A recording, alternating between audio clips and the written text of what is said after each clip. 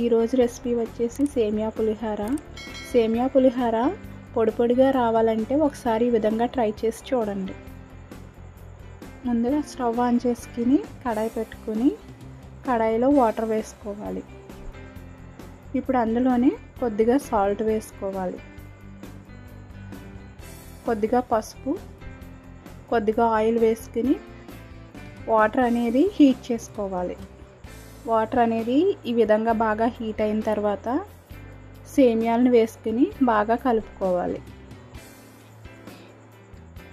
లో to medium ఫ్లేమ్లో పెట్టుకుని సేమియాలను బాగా కుక్ చేసుకోవాలి. వీడియోలో చూపిస్తున్న విధంగా ఈ విధంగా కుక్ చేసుకుంటే సరిపోతుంది.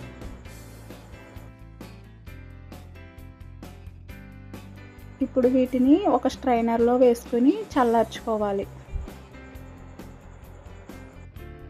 ఇప్పుడు తాలింపు కోసం స్టవ్ ఆన్ చేసుకుని కడాయి పెట్టుకుని కడాయిలో ఆయిల్ వేసుకుని ఆయిల్ హీట్ అయిన తర్వాత పల్లీలను వేసుకుని బాగా ఫ్రై చేసుకోవాలి.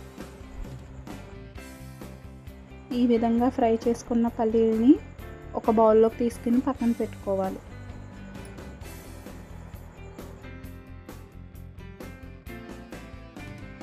ఇప్పుడు అందులోనే శనగపప్పు, జీడిపప్పు, అల్లం తరుగును వేసుకుని బాగా కలుపుకోవాలి. అందులోనే కొద్దిగా ఆవాలు వేసుకుని బాగా కలుపుకున్న తర్వాత కొద్దిగా జీలకర్ర వేసుకోవాలి. తాలింపు అనేది ఈ విధంగా బాగా ఫ్రై అయిన తర్వాత అందులోనే కట్ చేసి పెట్టుకున్న పచ్చిమిర్చి వేసుకుని బాగా కలుపుకోవాలి. ఇప్పుడు అందులోనే ఎండుమిర్చి వేసుకుని బాగా కలుపుకోవాలి. కొద్దిగా కరివేపాకు వేసుకుని బాగా ఫ్రై చేసుకోవాలి. తాలింపు అనేది ఈ విధంగా బాగా ఫ్రై అయిన తర్వాత అందులోనే కొద్దిగా నెయ్యి వేసుకుని బాగా కలుపుకోవాలి. ఈ విధంగా కలుపుకున్న తర్వాత ముందుగా మనం ఉడికించి పక్కన పెట్టుకున్న సేమియాని వేసుకుని బాగా కలుపుకోవాలి.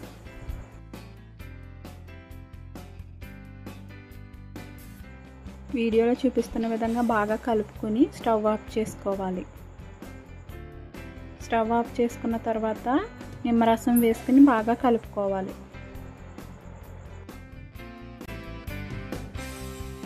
ఈ విధంగా బాగా కలుపుకున్న తర్వాత ముందుగా ఫ్రై చేసి పెట్టుకున్న పల్లీలను వేసుకుని కలుపుకోవాలి. ఈ విధంగానే మీరు ట్రై చేసి మీకు ఎలా వచ్చిందో మాకు కామెంట్ చేసి చెప్పండి. మా ఛానల్ని షేర్ చేయండి, లైక్ చేయండి, సబ్స్క్రైబ్ చేయండి. Please subscribe.